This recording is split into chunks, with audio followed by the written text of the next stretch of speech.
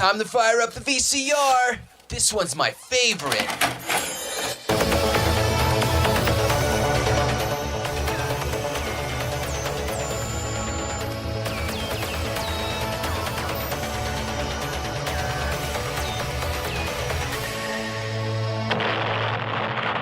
That was gold. Welcome to Analog Jones in the Temple of Film. I'm Steve. And I'm Matt. And we're a VHS podcast that pretends to rent these movies and then we break down the box art, trailers, and behind the scenes. This week, I was in charge of renting, and I'm gonna apologize, Matt. I chose Blind Date, starring Bruce Willis.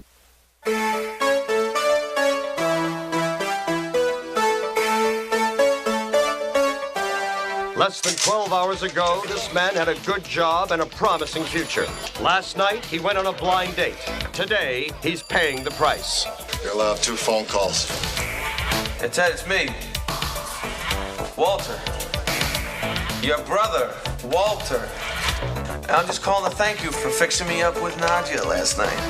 Hey, she's gorgeous. Oh, you were right about not letting her drink. It was really cute how a little champagne brought out those charming quirks in her personality. Walter, what the She made quite an impression on my boss, too. I'm fired. Fired? But you know what really elevated the evening out of the realm of the ordinary? Having Nadia's psychotic ex-boyfriend as a chaperone. You son of a... And you know those dancing lessons we had to take in junior high, Teddy? Finally came in handy. Dennis! Moonwalk! I ain't that... In fact, my evening was so entertaining, so exhilarating, so stimulating, such an utterly unforgettable experience that if I weren't already behind bars, I'd be committing a murder right now! Yours! Kim Basinger, Bruce Willis, Blind Date. Anybody out there got 10 grand for bail?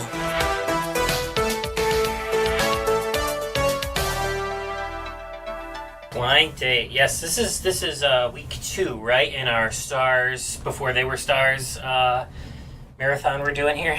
Yeah, so I picked this out, and it's clearly based off the box art here. This is one of the most interesting VHS boxes I've ever seen. I've never actually seen this. Don't lie to the listeners here. The reason you picked this is because you love Bruce Willis rom-coms.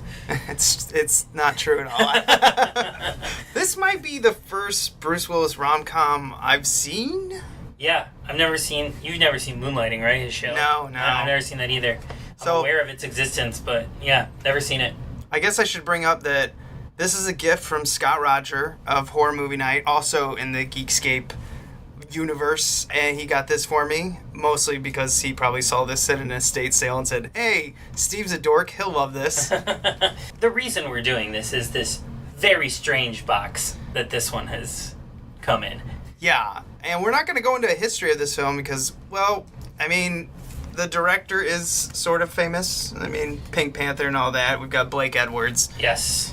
But and I had seen all the Pink Panther movies, Shot in the Dark, all those Peter Sellers movies that he directed in the 60s and 70s, but I had never seen this before. No. I actually looked at his entire filmography, and I think I've only seen about 5. And those are all the famous ones. Yeah. And I mean, this movie aside, he's a fantastic comedic filmmaker. Yes, in his heyday. Yes, but those days have... long gone past. Long since passed by the time we get to Blind Date. Yeah, it's sad, but it happens. Everyone gets over the hill. And this kind of just seems like he was trying to figure out what people wanted to see. Yeah, this is like a cartoon sort of caricature of the 80s. By like somebody who's like an outsider looking in on the 80s. Yeah, like how he has female empowerment in this, but then at the same time he makes the female like the complete idiot.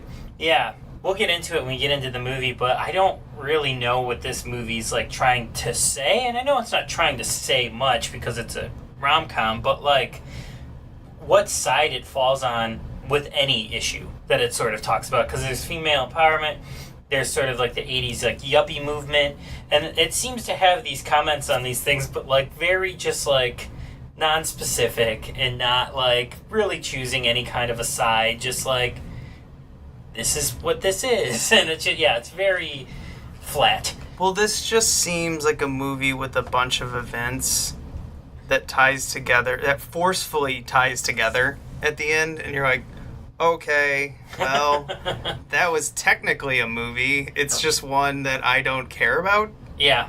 And I watched this last week. You watched this a couple, I don't know, hours ago? Yes. And we both, when we first got together, right before we pressed record on this, we said, I don't remember much in this. I don't remember much about this movie. Let's break down the box, because this is sort of the most interesting part of this. So this is the highlight of this podcast. we're gonna keep this entertaining for the listeners. We're gonna keep it more entertaining than this film. There isn't much movie-wise here. So the box itself is definitely the strangest box I've ever seen a movie in before. Well, one, if you take a regular VHS, it's taller and wider. It's wider by almost like a whole nother half. Yes. At least a third. Yes. It is, and it's not, we're not looking at like a clamshell here either. We're looking at like, it's flat, it's not puffy like the clamshells, it's flat, it's just big enough to fit the VHS, so it's not like the full clam. It's almost taller than a clam, and the tape comes out from the top. And there's nothing at the top to stop it from coming out. Right. So, well, they put styrofoam in there so it doesn't just fly out. Right. There's foam on the sides of the tape because the box itself has like a good inch and a half around it on both sides that they've filled with styrofoam. And then the tape comes out the top. So I guess read off what this is a video club. Yes, this is Errol's Video Club. A video club that has apparently existed since 1963. For $6.95 you can get this movie, and includes club member 10% off discount. And I don't know if just this, I'm assuming just this club is the reason why this box is like this. I don't think the studio put this out looking like this at any point. Well, we looked up Errol's, and it apparently was the third biggest video rental store of the 80s. It eventually sold to Blockbuster for $40 million, according to Wikipedia. But before that, it was this rental chain, rental club company. Yeah, so this looks like one that they just put out afterwards that you could just buy for $6.99 instead of renting.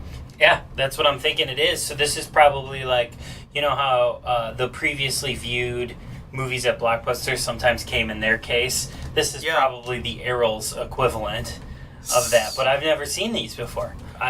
We didn't have an Errol's here in Chicago. Oh, I see. Okay, so there's like plastic that covers this, and I feel it right here.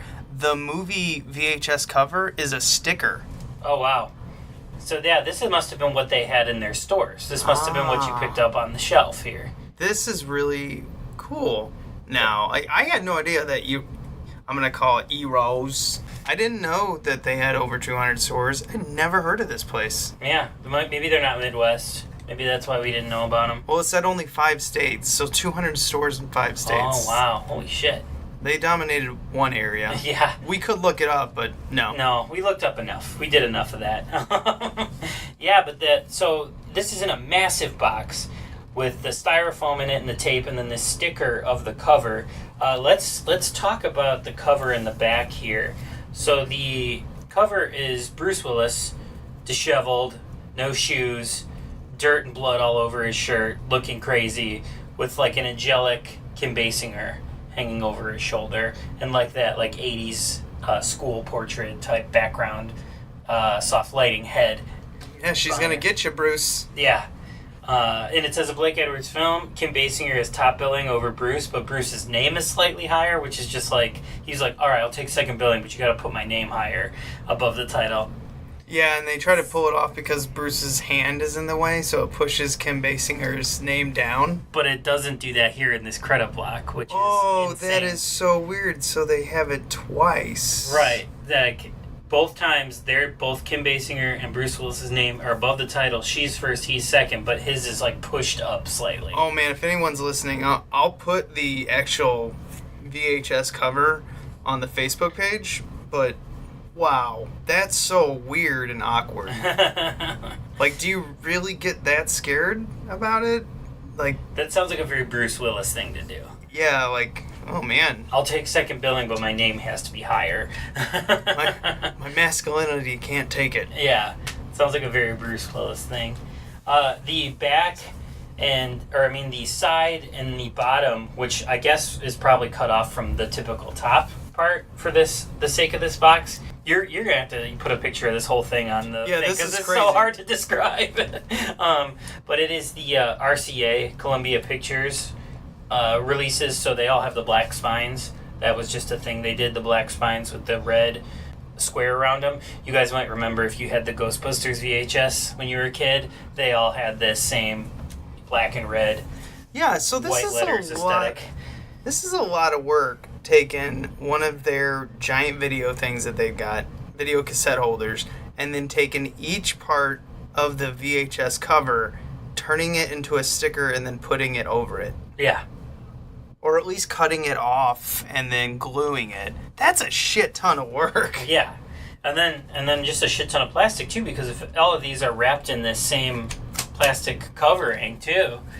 Like, damn. Man, they just didn't give a shit about cost savings in the 80s. They were just printing money for these VHSs. It was the Wild West for tapes in the 80s, so this was just non-stop money printing machines. So I get it. So if a tape was $7 to buy, what was it to rent, you think?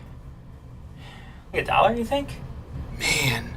Yeah, no wonder. They must have been making bank. Because if it's like $20 to buy a movie now, compare that to the $1, I'm not going to sit here and do math, but I'm pretty sure that would mean rentals would... maybe that equals out. Rentals are probably like, what, $3, $4 before Blockbusters died? Yeah. Yeah, they were getting up to like 5 or 6, and that's why they died, but... Oh, were they? Yeah. Yeah. As soon as Redbox hit, I just didn't give a shit anymore. Yeah, no, Blockbuster did it to themselves. Like, it's sad they're gone. Yeah. I miss the video rental store, but Blockbuster did it to themselves. Should've They jacked got- up prices. You should have gotten to streaming better.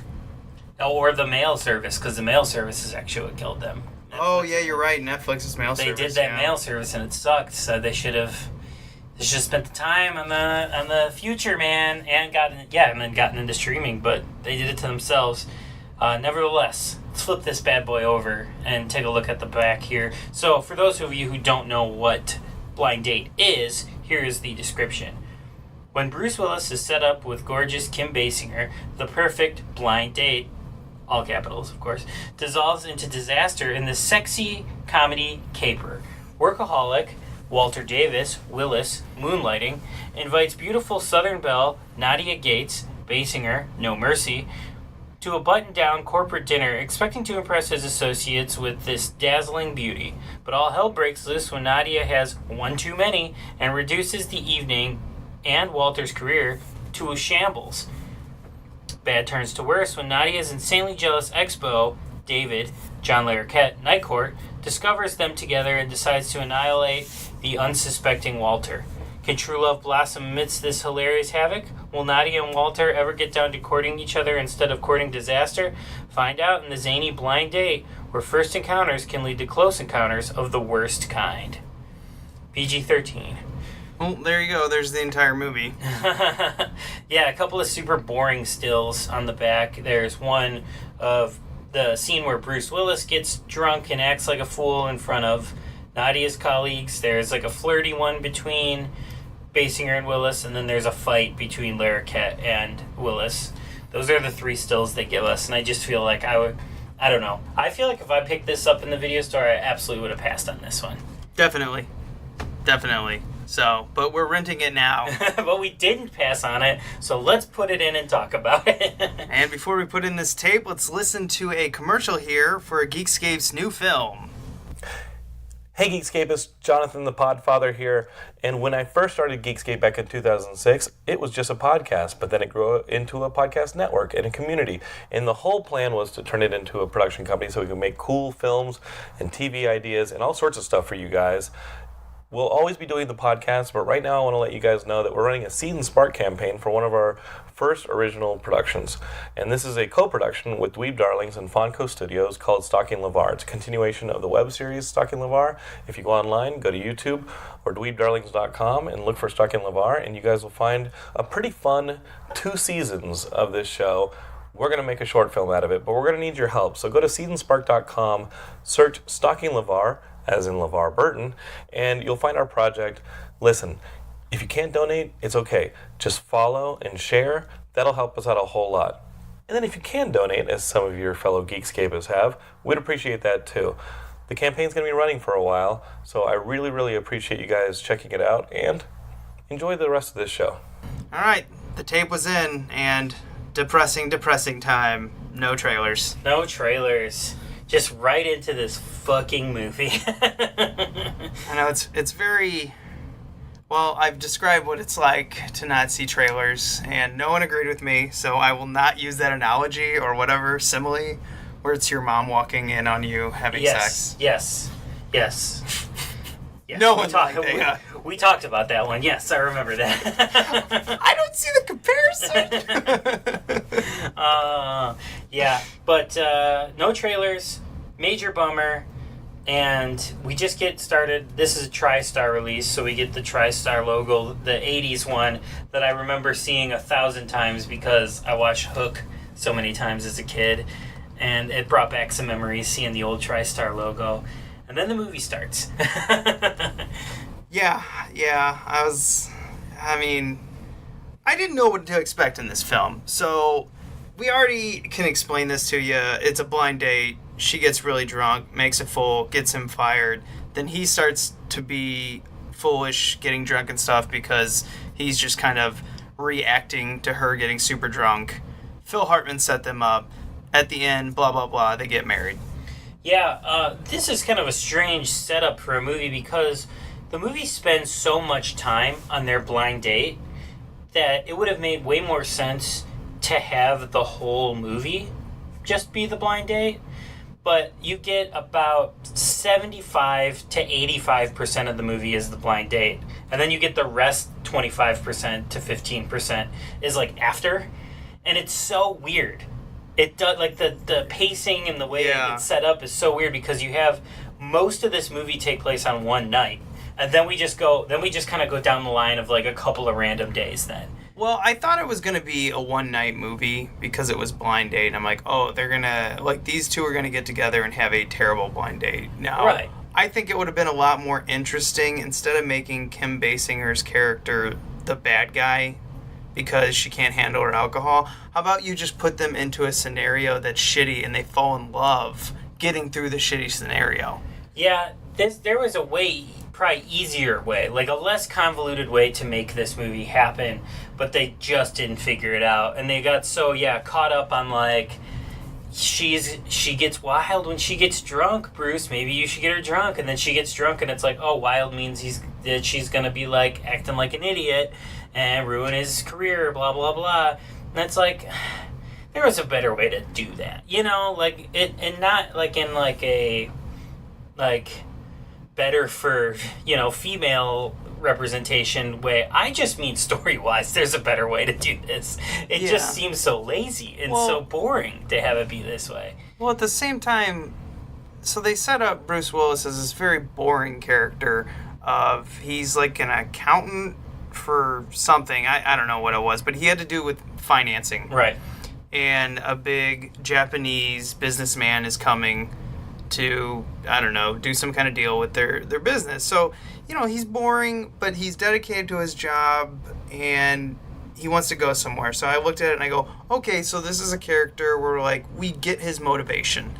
He's all about his career. He's set up on this blind date by Phil Hartman because he doesn't have time to find someone or whatever. He's you know, he needs a date for this big dinner. Yeah, the boss wants him to bring a date, and he is just unlucky in love. And yeah, every time his brother-in-law, no, his brother, his actual brother, not his brother-in-law, his brother, which is Phil Hartman, sets him up on blind dates or dates. They're all weird.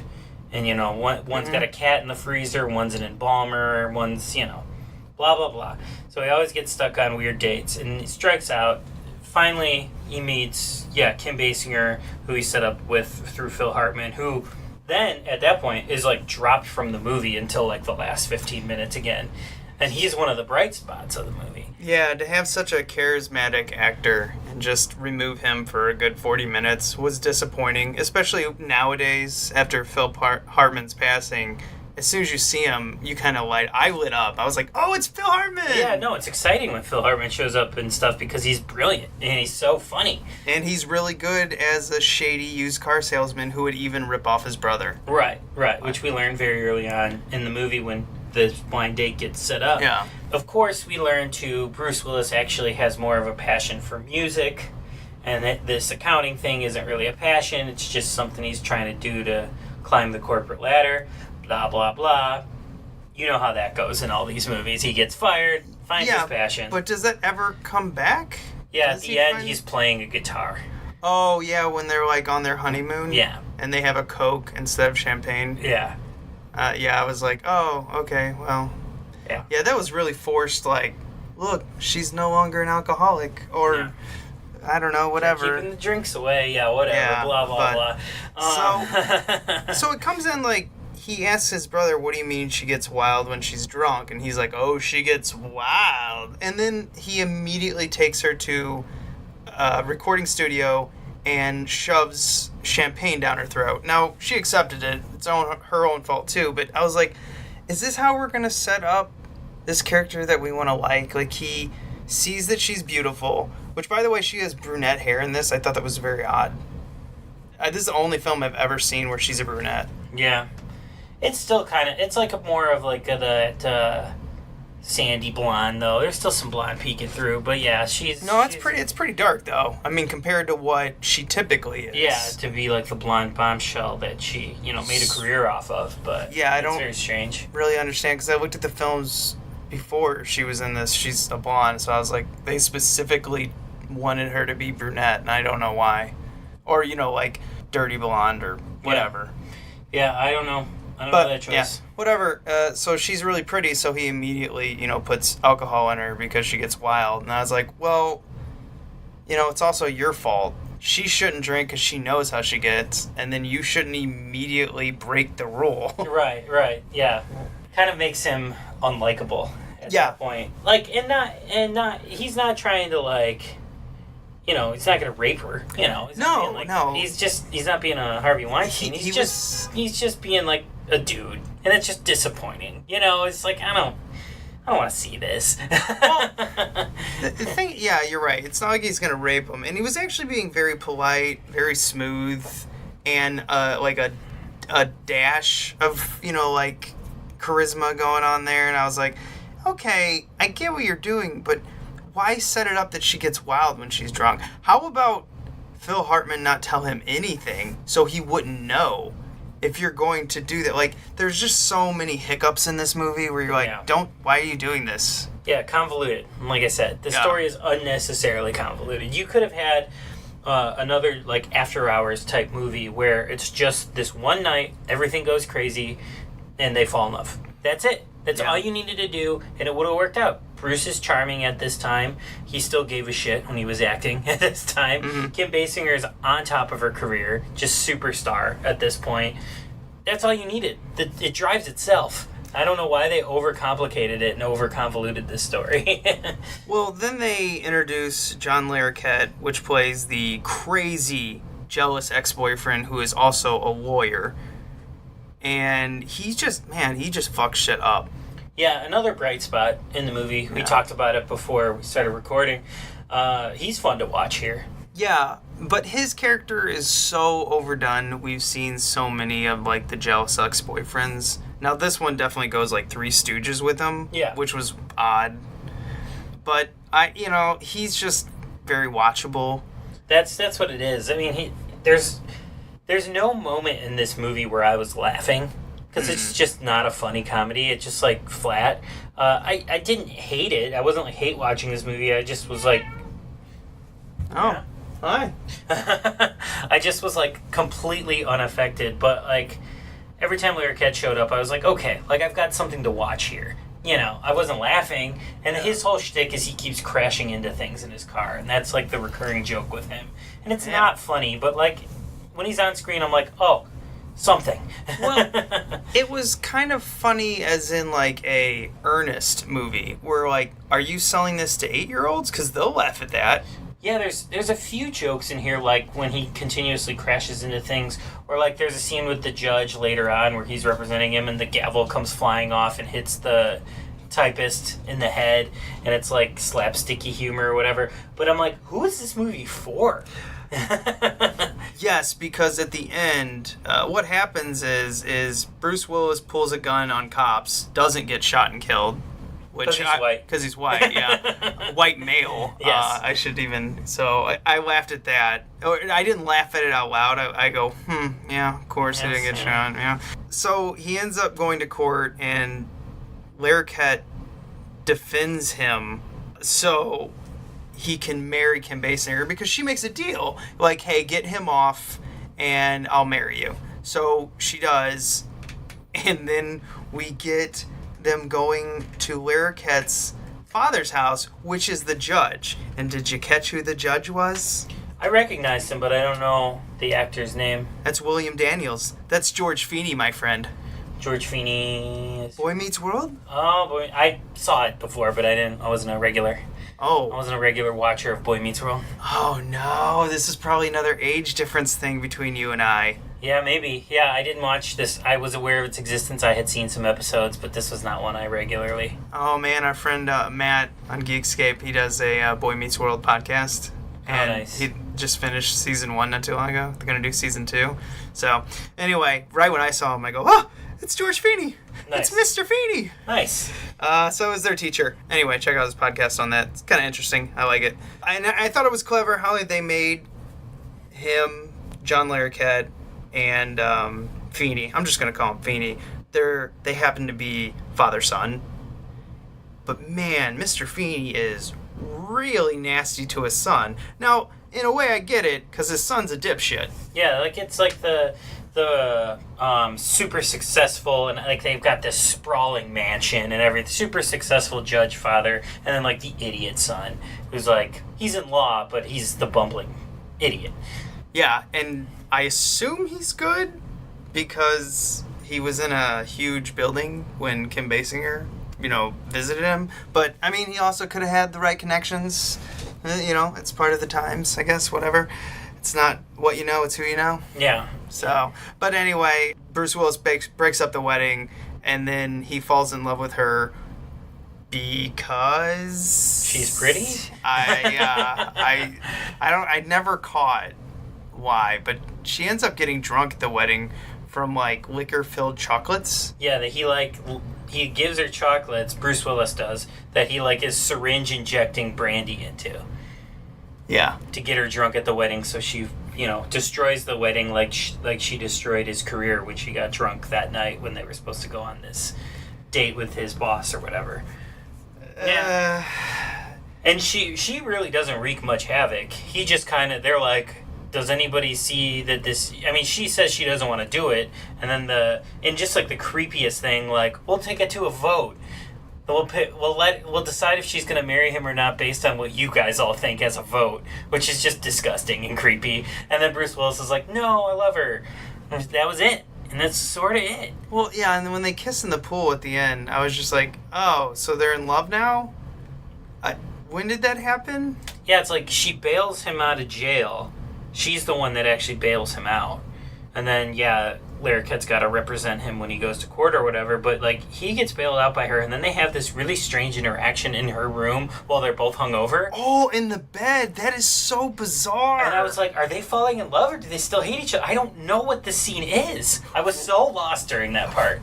Oh my gosh, yeah. I do kind of understand why the writer has really written himself off of this, or maybe I should put that a different way. He has distanced himself from this film, apparently, where the screenplay was so much different than what he wrote that he hates the movie. And I wonder what the screenplay would be, because still this movie's overly convoluted and complicated. Well, it seems like they wanted something that 12-year-olds could watch, but also dark humor that adults could laugh at. And then I don't know what the rest was. Yeah.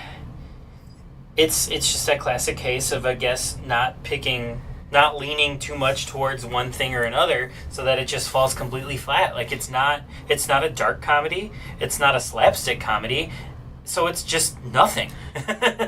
Yeah, it's a nothing movie with little tidbits of elements from other types of movies. Right. It's like, yeah, Blake Edwards was just pulling from his tool bag of, you know, the movies he was making 20 years ago and just hoping it would work for this script, and it just, nothing works. Yeah. Nothing works here. It's the pure definition of a muddy film.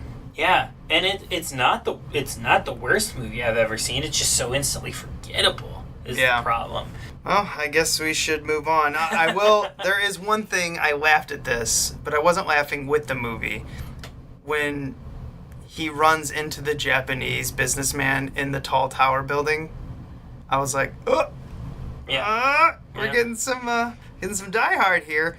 Then this blew my mind. I think when he was talking to John Larroquette, or when Kim Basinger was talking to John Larroquette, the building in the background is unfinished. I don't know if this is true, but I saw that is actually the Nakatomi Plaza that they use. That's funny. That's the building, which I don't know what the building is actually called.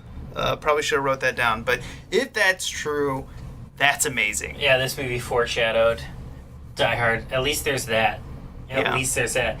Yeah, my only other comment, I guess, on the movie is just that, like, this is a pure definition of, like, the late 80s yuppie culture, gotta work my way up the corporate ladder, I gotta make money, everybody's got mansions, your only worth is how much money you make. That sort of 80s, late 80s, like, I gotta be rich dream thing. And, like, it's so weird in this movie. Like, it's so there, but it's so weird because there's no comment on it. But it's so extreme that it's like they're satirizing it, but they don't go full on or something. I don't know, but it's so there. It's acting as sort of a comment on 80s yuppie culture, but without saying anything. I don't know. It was so strange, but it's so in the movie, and I don't understand it. Yeah. We pretty much get in with that. I don't understand a lot of this shit either. So let's move on to what's going in our museum.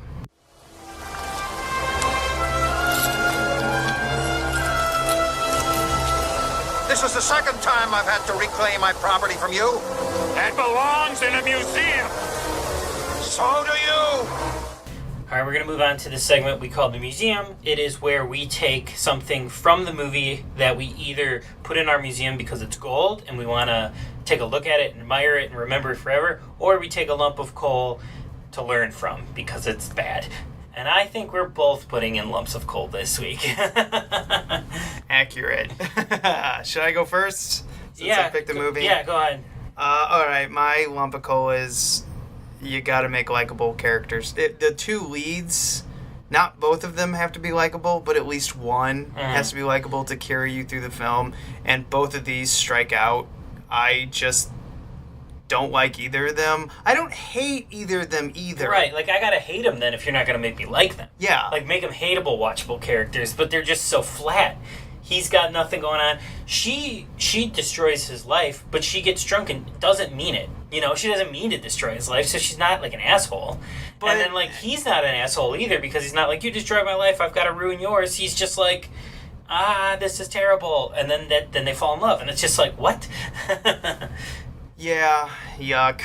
All right. Yeah, in my museum, I'll just put in the script, and like you were saying, the writer may have disowned it because it's not what he wrote here, but something had to be on page that turned into this, and it is just, the characters aren't likable, the tone is just not, there's no tone, they didn't pick a tone at all to go with here, it's so flat. Well, the tone is everywhere, too, which makes it flat. Yeah, it's just so, there's no, like, tone they've picked. There's no pacing here because, like I said, the blind date scene goes on for 3/4 of the movie, and then we get, like, the rest of it sort of shoehorned at the end.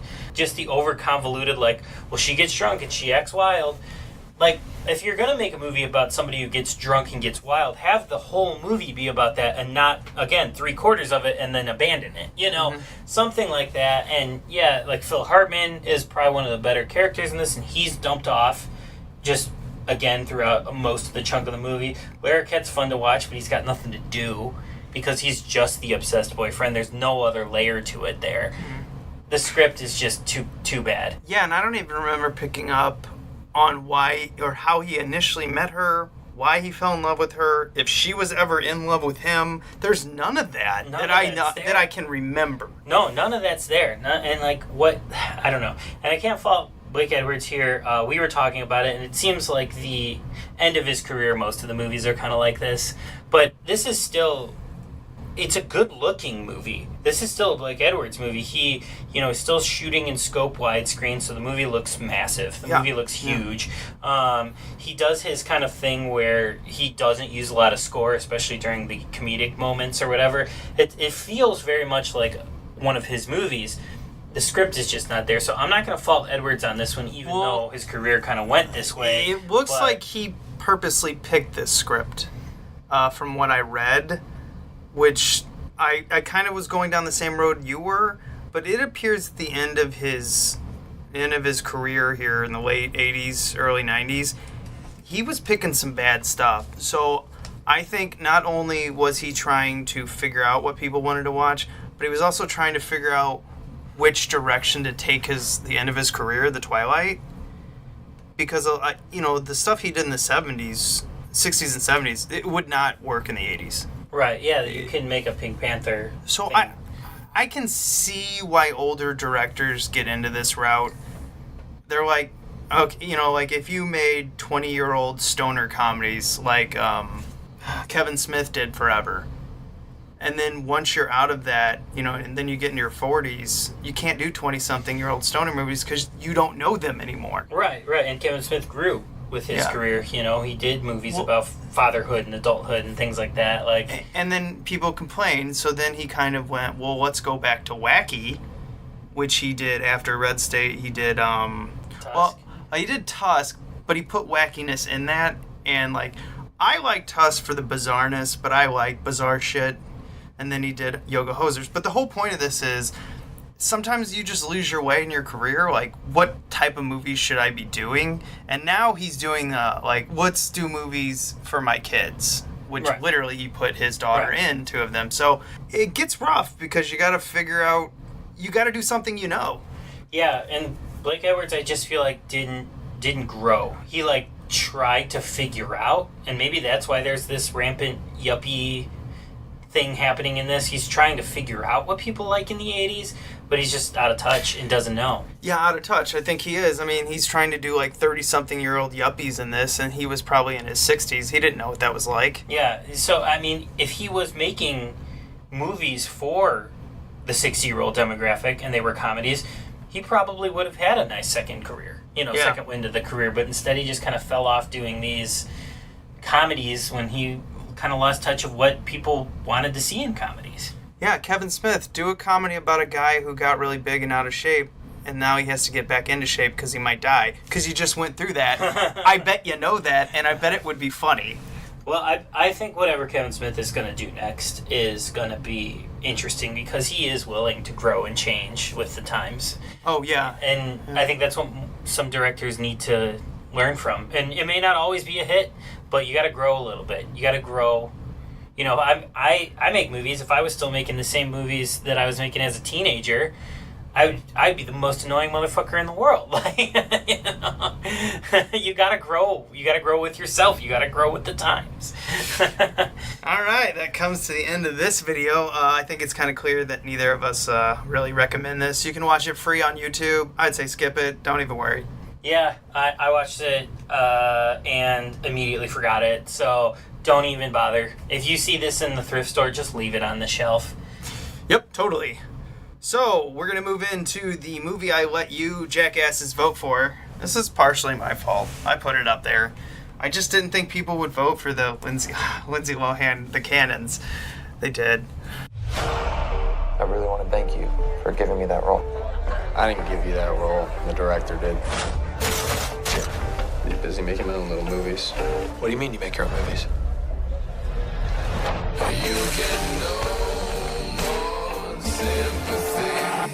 So you met Tara? Yeah. She's hot, right? more fun to keep it a little complicated. And you don't get jealous? Is this guy for real? No, I do not get jealous. Where'd you go? I trust her. Blind bitch! She trusts me. Leave him. You're not happy, Tara. Who said anything about happy? Who's Cynthia? I found myself in the emergency room. On drugs, and she's obsessed with me. You just lied to me. You sons of bitches. I voted for it too. Yeah, I voted for I'm you to watch specifically Companions talking as well. to you. You're like, oh, it's gonna be funny to make Steve suffer through this. So at 9:30 at night, I started watching this. I text you somewhere around 11 o'clock, like, I'm almost done. Oh my god, it's bad. Yeah, but this is like next level bad. Yeah, this is like what? It's literally watching a train wreck happen in front of you. And a train wreck with bad lighting? Yeah, it's cheap looking. And this is Paul Schrader, the writer of Taxi Driver, is directing this film. And it looks like somebody made it on a camera they bought at Best Buy. I think this is the same thing as well. Like, you're out of touch, man. You do not know what it's like to be a young, weird couple in Hollywood right now. So maybe you were a weird couple at one point? Or he's spot on. And this is what's happening in Hollywood. We don't know anything about it, but this is day to day in Hollywood. We don't know. Maybe it is, but you got to do a better job of bringing it to the screen because, man, this is bad. Well, you have James Deen, which is a porn star. I assume this is his only film. I think so. Yeah, I think this is the only thing. He's actually not. He's like Lifetime movie level. Well, it's funny because he's better than Lindsay Lohan is in this movie. And I'm not shitting on Lindsay Lohan. She's fucking amazing in Mean Girls. She can act. She just lost her way somewhere. No, there's some movies she had. Well, she had like 2 scenes in the movie where I go, what, did you show up that day and decide to act? And then there's a couple other ones where she is phoning it in bad. And I can't believe they took that cut. Have you read like the stories on the making of this movie? No. They're amazing. You need to. It's gonna take you hours because there's a lot. You need to dig in on this one because it really will enrich your. This is when she was trying to get off drugs and alcohol and make a comeback, correct? This was supposed to be her comeback movie, but she was struggling still through the addiction while she's trying to make her comeback. So it's fascinating the behind the scenes on this. I would also like to know who did her makeup in this because she looks like a clown pretending to be a prostitute. Yeah, she looks ridiculous. Which maybe again is like purposely making fun of Vapid LA, but like doesn't look well on camera though. So so this is funny. Throughout the movie, I was like, gosh, she's topless in it like I don't know 3-4 times, and I was like, you guys have a male porn star here and. I haven't, he hasn't been nude at all. And then in one scene, I was like, oh, yep, that's... They were waiting for that one. Yep, okay. That foursome in that tiny bed. As soon as they walk up and she's nude, like, oh, I'm ready to bang. Let's just go bang away. Because the whole point of this is this really narcissistic wannabe American Psycho who finds Lindsay Lohan and he likes to bring other couples or other people up just so they can have threesomes and foursomes. Yeah. That's it. That's how he gets his jollies. And then he claims he loves her, but he's insanely jealous. So she ends up falling in love with an actor that's in this American Psycho's movie that is going to be a horror film shot in Mexico. And then that actor has the only likable character in the entire movie, the poor girl who's just trying to be an assistant and get through Hollywood, and this is her career, and she's very supportive of this actor, and that fucker cheats on her. And I was like, oh my gosh. All 3 of these main actors are awful characters, and some of the acting between the 3 are just garbage level. Like, I don't. It's more than garbage. What is beyond garbage? Yeah, I told you when you said that you were going to watch this, I was like, this is transcendent trash. This exists at a level above trash. Not in necessarily a good way. Just like when you're watching it, you're like, whoa. Like, this is next level shit. Well, you have leveled up now that you have seen the canyons. Yeah, that's... honestly, it's going to take a lot now for me to see a movie where I can literally go, well, that was legitimately worse than the Cannons. I don't know if it can happen because, like, the Cannons, like you said, it's transcendent. It's on a different level. It's not like Troll 2. Like, when you watch Troll 2, you're like, well, they had no money, and they didn't know what they were doing, and they had people who never acted. This movie maybe had a little bit of money. They definitely had people that knew what they were doing, and they definitely actually had real actors. Yeah. It just was... Blah. Yeah. Paul Schrader, one of the most famous writer-directors of all time. Bret Easton Ellis, writer of American Psycho. Lindsay Lohan trying to make a comeback. And you do the, interesting casting choice of having a porn star be her sort of second lead. All the pieces were in place to make something interesting.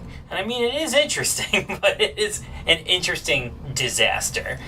Yeah. It's interesting, like, watching someone pop a giant pimple where you're disgusted and you almost puke, but at the same time you send the link to your friend. Yeah, that's what this movie is. And I think that's what I guess I was trying to get to with transcendent trash. It's just like this otherworldly thing. I would say if you can actually get through this film, I would even recommend couples watching this on Netflix just so they can look at each other and be like, thank God we're not them. Yeah. I also just give a soft recommend of that movie because it's like it has to be seen to be believed. And like if you're listening to this podcast, you're obviously interested in things that need to be seen to be believed. So like maybe check it out and just see what, I don't know, how you feel, how you come away from it, but you're forever changed after you come away from it.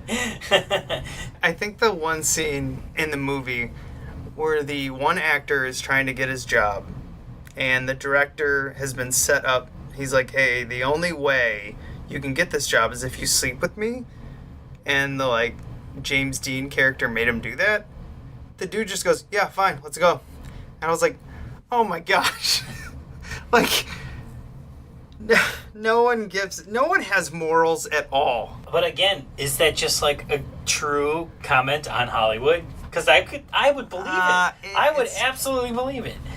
No, people have morals in Hollywood. Some people. That's why, like, the shitty people run it, is because they're taking advantage of the people with morals. I guess. I could see that argument.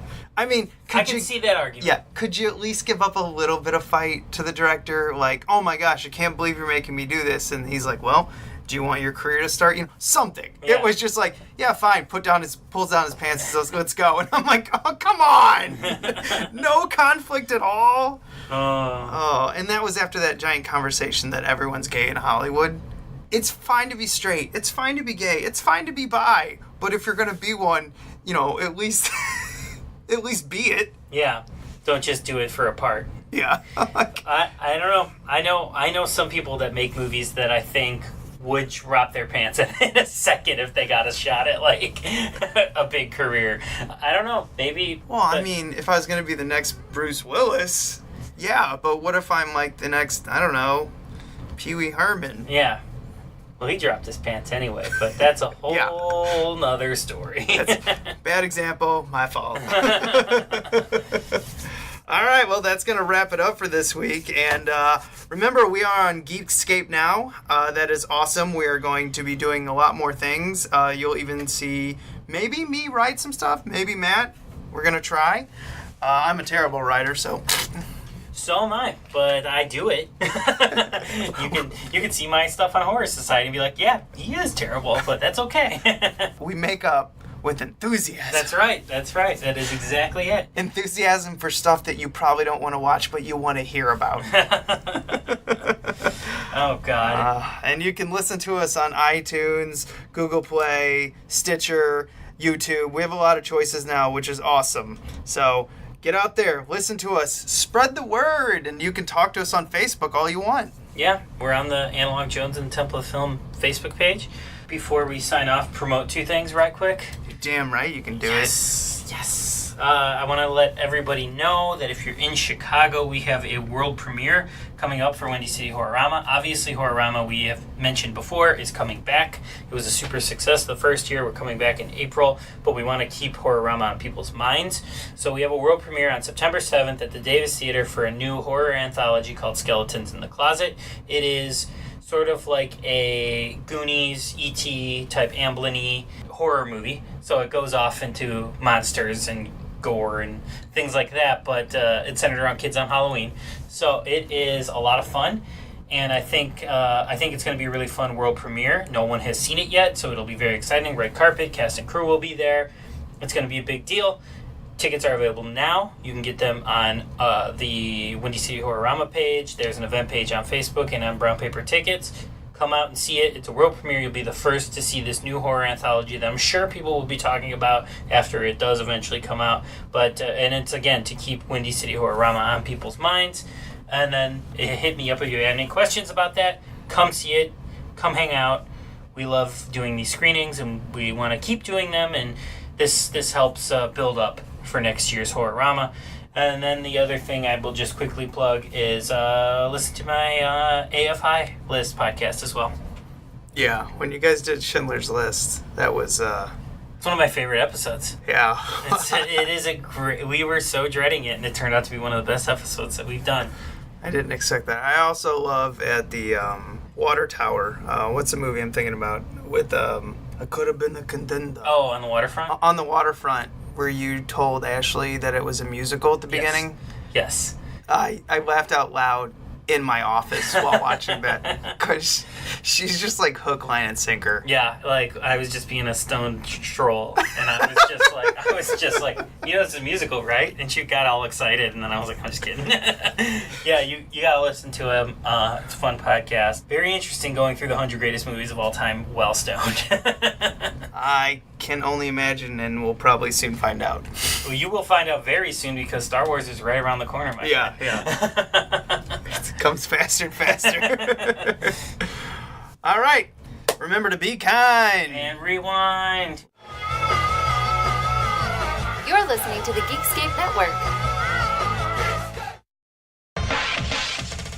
Hey, Toxic here. And Meridon, too. We're the hosts of the Overleague podcast.